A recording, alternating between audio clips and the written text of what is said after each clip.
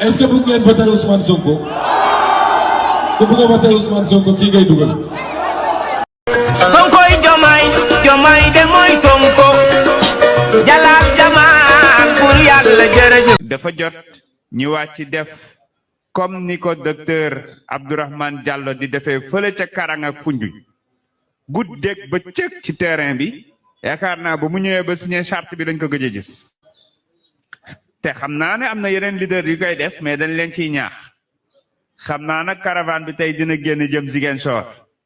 waaye man bu soobee yàlla Jolof laa yeewoo ji des fa campagne xaar ngeen ñëw te am naa yaakaar ne leader yëpp tamit dinañ ko def incha allahu rabbi ñu ngi leen sant di leen gërëm jërë ngeen jëf. maa ngi leen di wax sama gëm-gëm ne élection bii dañ koy gagné incha allah au premier tour. gëm-gëm googu laa fekk ci yéen ndax xaaru leen leader gi xaaru leen candidat bi yéen a ngi ci béy seen waar guddeeg bëccëg suba ak ngoon gis naa seen coono te loolu gëm-gëm googu la àndal. C'est la foi en un projet, la foi à cette victoire bi nga xamante ne moom la ñuy convoiter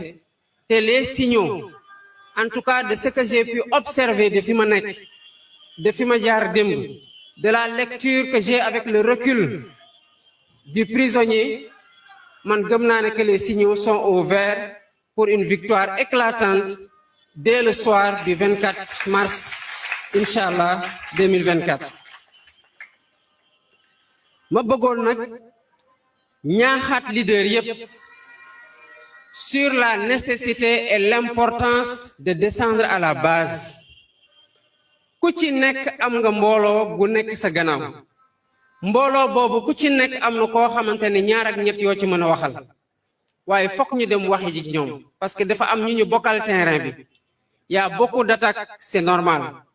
Il y a eu beaucoup de diabolisation, il y a eu beaucoup de désinformation. Ça a forcément pu avoir son effet, même si l'union sur le terrain nous enthousiasme tous et peut nous faire croire qu'il y a un impact ci ñenn ñi. Mais ñi ci des ñi nga xamante ne ils peuvent être hésitants, ils peuvent encore douter, ils ont été apeurés, ils peuvent l'être. Nañu fexe ba buntu sénégalais gu nekk ñu fëgg fa loxo sénégalais gu ne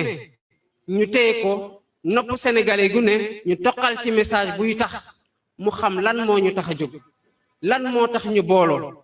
lan moo tax xaaruñu kenn ci lenn ba toog coalition bi nga xamante ne dans l'histoire du Sénégal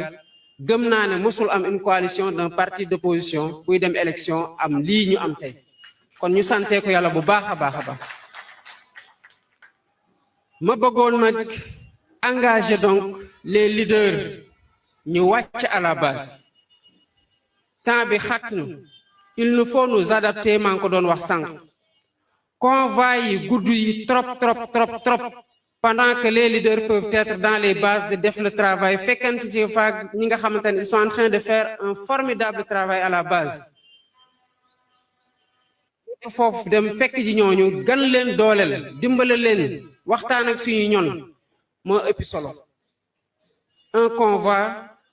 qui est absolument long, qui est difficilement manageable, qui peut engager des coûts yoo xamante ne c'est pas forcément des coûts d'opportunité par rapport à l'efficience électorale bi nga xamante ne moom la ñuy recherche. te je suis rassuré parce que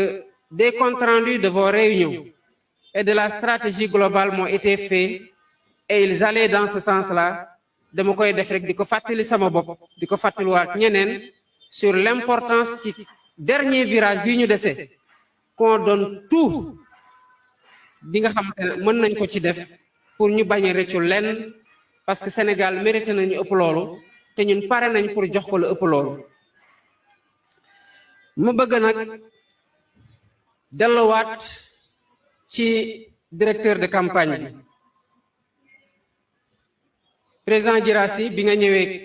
seet si ma kaso demale ne yow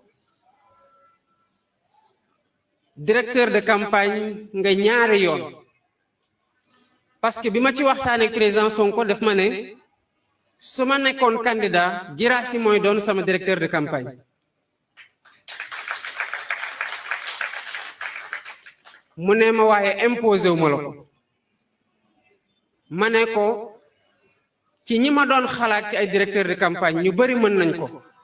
mais Guirassy tamit pratiqué naa ko un tant soit peu au sein de Yewwi Askan Wi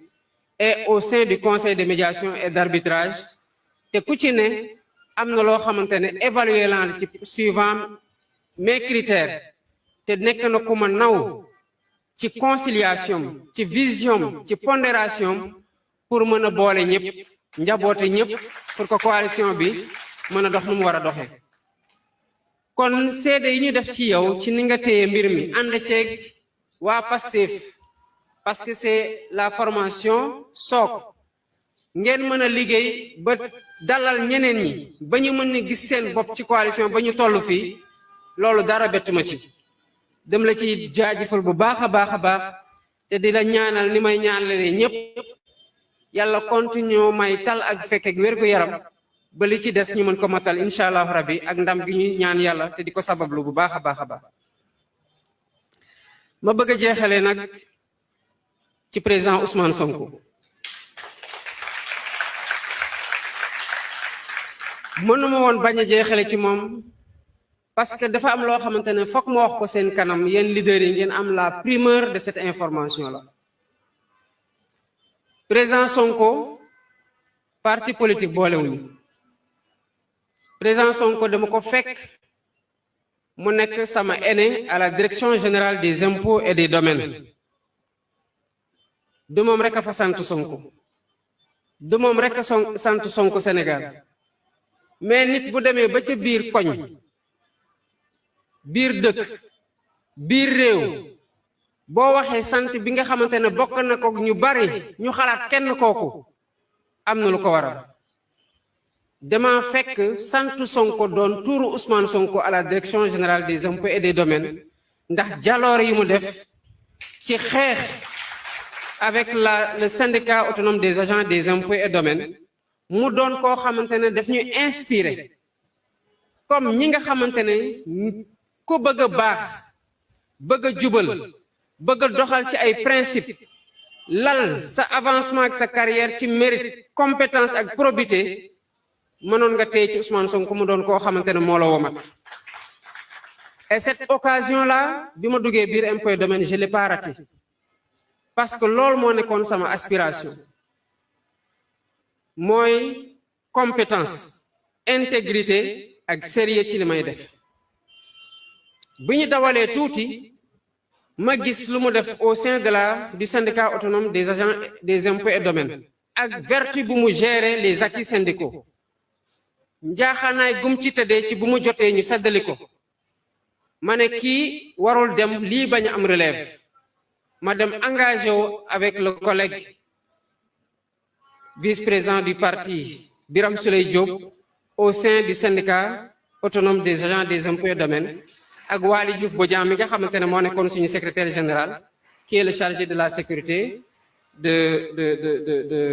du parti ñu aw Ousmane Sonko ci liggéey boobu bu ñu amee des aptitudes yoo xamante ne tàggat nañu ci ba gën koo liggéey laata ñuy dugg ci politique syndicalisme boobu la te ñi jaar ci syndicalisme dugg ci politique xam nañ comment le syndicalisme prépare quelqu'un dans le champ politique kon loolu Ousmane Sonko lu bare li ngeen di gis ci man foofu la commencé continuer ci biir Pastef ba Diomaye mi toog ci yéen ci tey bare na loo xamante ne sur le plan de la personnalité parce que ku nekk ak sa caractère ak sa tempérament am na lu ñu wuute mais sur les principes cardinaux lu bëri jëlee naa ko ci Ousmane Sonko lu bëri jàngee naa ko ci Ousmane Sonko lu bëri Ousmane Sonko moo ma ci tàggat mu doon koo xamante ne balaa nga koy mën a natt ci dimension situation bu ñu nekk nii taxaw nga wéet ba xëy na sa xel sax ci ni ngay jàngatee événement bi par manque d'information nga mën a am jiixi jaaxa nga toogaat ak moom nga mën a xam ne waa ji fi nga ko bàyyi woon noo dem nu mu yàgg ak nu mu sori boo demee fekkaat ko mu sooklewu sur les mêmes principes directeurs et sur les mêmes valeurs cardinales yi nga xamante ne ñoo nekk le moteur de son engagement politique may baaxee rek ñi nga xamante ne xëy na bokkuñu Pastef wala nekkuñu woon ci benn niveau bi ci Pastef. Le 7 janvier 2023 dañu amoon une réunion d'évaluation au sein de Pastef sur la stratégie et sur les perspectives ci élection présidentielle 2024 bu ñu doon jublu à 1 an avant l'échéance. ñu woo suñu coordonnateurs départementaux yépp biir Sénégal ak bureau politique bi ak mouvement yi ñu ñëw comme ni ngeen ko xamee ñu bëri dañoo ñëw fanaan si ñu bëri jël horaire fajar déplacé wu ñëw ba Dakar vers 8h 9h bay waaj ñu woo ma nee ma sama grande sœur dafa décédé ma ne su ma informé heure bi waa parti bi mën na am ñu bëgg a fomm réunion bi te dafa am ñu jóge fu sori man noppi ba bi may romb siège ba mu wóor ma ne commencé ñu ngi waaj a commencé ma ne Ousmane maa ngi nii dem ci dëj sama grande sœur mu la waxoon dafa feebar ba ñu hospitalisé ko yàlla def ko moom ma ne ko mais continuer leen kon réunion boobu du réunion bi ma fekkee 7 janvier 2023 ñi bokk ci Pastef mën nañu ma seede que c'était la première fois président Ousmane Sonko ñëw ci réunion ne dañuy poser la situation du plan B parce que ci projet lañ nekk ñi ñu jàmmar lool mën na am duñu taxaw ci lu ñu nekk te waruñu ñoo bett parce que projet bi ça n'a jamais une histoire de personne mais une histoire de projet. N'est-ce pas lui qui disait que le Sénégal n'a pas besoin de héros ni de messie mais d'une masse critique de citoyens qui sont conscients des enjeux. ma yokkaloon ko ci ne et qui ont le courage d'agir mooy ñii ma jàkkaar lool tey kon Ousmane mosul nekk ci logique wu après moi c'est le désert sans moi il y a personne ce qui a perdu beaucoup de formation politique en 2019 et qui en a perdu de plus expérimentés que nous en 2024. Balaay élimination di am ci la def vidéo préparer stratégie boobu ñu ngi koy teram wax ci waaye continuer ci di ci xalaat parce que ñun parti bi mettre nañ ko en minorité ci démocratie interne parti bi tënku na ci lu ñu wax mooy waxtaanu ci point bi parce que buñ ci waxtaanee mën na encourager le cas d'en face à s'obstiner vers la liquidation d'un adversaire politique et il y a pas de raison que ñu koy encourager ci loolu ni implicitement ni explicitement loolu moo taxoon ñu bañ ci waxtaan. mais mu continuer xalaat ne projet bi dépassé na ko te képp ku nekk Pastef ci loolu la la tàggat ci loolu la lay yar ci biir parti bi te toutes les fois qu'il a été question mu jël une décision majeure à des moments critiques loolu moo nekk sa boussole boo xamante ne ci la jëlee décision barki dem rek dañoo toog ñu may ñu gisee ci kaso bi ñu waxtaan gu yàgg mu ne ma Diomaye politique bi particulièrement projet Pastef jaamu yàlla laa ko def sama diggante ak sama borom seetuma ci xarit seetuma ci frère wala sœur de parti seetuma ci rak seetuma ci waajur seetuma ci doom lépp li ma ci def sama borom bi laa koy seede waaye projet bi laa koy nattee ndax ci intérêt projet bi laa ko def wala def ma ko ci intérêt projet bi te loolu moo tax tey Bassirou Diomaye Faye nekk candidat ba ñi nekkoon membre ci coalition Sonko président nekkoon ci leader autour du candidat Ousmane Sonko continuer dëgëral loolu ba basculer ko vers la continuité du projet ba ñeneen ñëw fekk si ñu ci parce que xam nañu ci lu ñu nekk nii Sénégal rek moo ñu tax a jóg te ñu doon ay jàmbaar ci fi ñu nekkoon nekk ñoo xamante ne yàgg nañoo distingué wu ci fi ñu nekkoon ba ñëw tey ñu fekkanteeg ñoom ma ko doon wax au président Babacar Diop bu ñu gisee ci prison Cap Manuel ma ne ko suñu génération te quand je parle de génération du génération d'âge dafa mën a am rek du sang neuf mais c'est une génération de conscience parce que li ñu porte nii depuis avant les indépendances ay sénégalais porte nañ ko avant nous et après nous ay nit dinañ ko porter dafa mel ni rek diine la révélation elle est unique mais dafa am ay plusieurs porteurs dans le temps quel que soit le prophète te loolu moo tax ba ku ci mujjee bi daf leen wax ne gëm leen ñi weesu ngeen gëm seen livre yi nga xamante ne moom lañ leen yónnee te lu ñu mën a jàngal nit ki mooy yàlla kenn la moom lañ war a jaamu moom la ñu war a ragal kon génération de conscience bi may wax nii ñi ko porté woon bien avant di xeex pour Sénégal am indépendance am ñu koy xeex di ko xeex dans le parti dans l'opposition jël pouvoir di ko xeex au sein de l'opposition par des principes moo continuer tey kon génération boobu nag dafa am une responsabilité historique pour parachever enfin et l'opportunité se présente comme jamais par le passé pour que li nga xamante ne bëgg nañ ko concrétiser ñu mën ko concrétiser mooy le rêve que nous partageons et que nous portons tous d'un Sénégal souverain juste prospère dans une Afrique en progrès.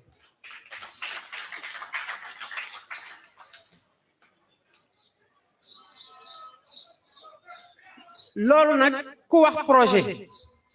wax li nga xamante ne pour cof tuuti rek ñëpp dañ cee dépoté que li taxoon Sénégal di waaju dugg ci guuta présidente Mimi Touré mu ngi ko doon rappeler pour la première fois tuuti duñu organiser élection Sénégal tous les acquis démocratiques ni ngay vigilant wee di xeex pour les acquérir de haute lutte boo xeexewul noonu am la même vigilance mën nga ko perdre à tout moment nu mu doon waxee sànq une élection présidentielle comme une autre élection n'est jamais gagnée d'avance un acquis démocratique n'est jamais définitif yàgg nañ ci fal des gens de façon démocratique ñuy dem ñëw imposer dictature ba mel ni dëkk boobu dictature rek la mos a xam kon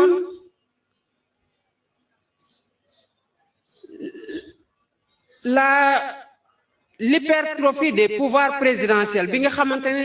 li xaw yépp moo ko waral li ñu doon xeex yépp looloo ko waral loolu moo waral coow li ngeen dégg temps yi ñuy naan bon mu ngi def poste vice-président pour président Ousmane Sonko mais yéen ñëpp ñu lire projet bi xam ngeen ne que il est dit que dañ koy élire en tandem mais la coalition président Diomaye président est-ce que dafa porter un tandem kon loolu ça ne peut se passer que pour la prochaine élection kan mooy xam luy am kenn mais c'est pour wane ne que boo paree pour rééquilibrer les pouvoirs judiciaires exécutifs ak législatifs mais surtout rééquilibrer les pouvoirs au sein de l'exécutif war nga pare pour que des pouvoirs migrent de la station présidentielle dem vers la station primatoriale mais balaa nga ciy gën a nekk à l'aise nga jox ko un dépositaire de la légitimité électorale au même titre que le président les gens te diront waaw mais bu blocage amee mais pourquoi blocage am war a am bu ñu doon wax la dualité au sommet entre Wade ak Idrissa Seck est-ce qu'il y avait un poste de vice-président avec une légitimité électorale non li ñu dégg temps yi ñuy rappeler ay nit ñu naan candidat am la du candidat am ak leneen lu ñu am jote début est-ce que dafa fekk vice-président am non mais c'est pour vous dire et pour finir que Diomaye président je puis vous assurer que j'irai à fond dans la réforme dans les réformes institutionnelles loolu moom mën ngeen ma ci wóolu bu baax a baax a baax parce que autant j'ai pas été un fonctionnaire bu nekk dans l'accumulation et dans le carriérisme autant man vu les circonstances même de ma candidature ak ni yàlla doxalee lépp ñëpp di ko dox fekk ñun ñu ngi ma téye xañ ma dem waxi jig nit ñi xañ ma dem seeti ji nit ñi xañ ma dem def lenn buñ ma élire ci conditions yi man war naa xam ne que du brimer du oppresser du noot moo mën a tax yow nga toog au pouvoir bay wax dafa am quelque chose qu'on doit ce pays là c'est continuer à faire du Sénégal un pays qui inspire en Afrique kon maa ngi jégalu ci wax ji gudd gi di leen sant bu baax a baax di leen gërëm di leen jaajëfalaat bu baax a baax salaamaaleykum wa rahmatullah. Merci beaucoup. bu fekkente ne yaa ngi dugg seetaan vidéo bi maa ngi lay ñaan ñu abonné soo paree nga like te nga xam ne carte bi mooy carte bu baax bi bu Bassirou Diomaye Diakhar Faye jërëjëf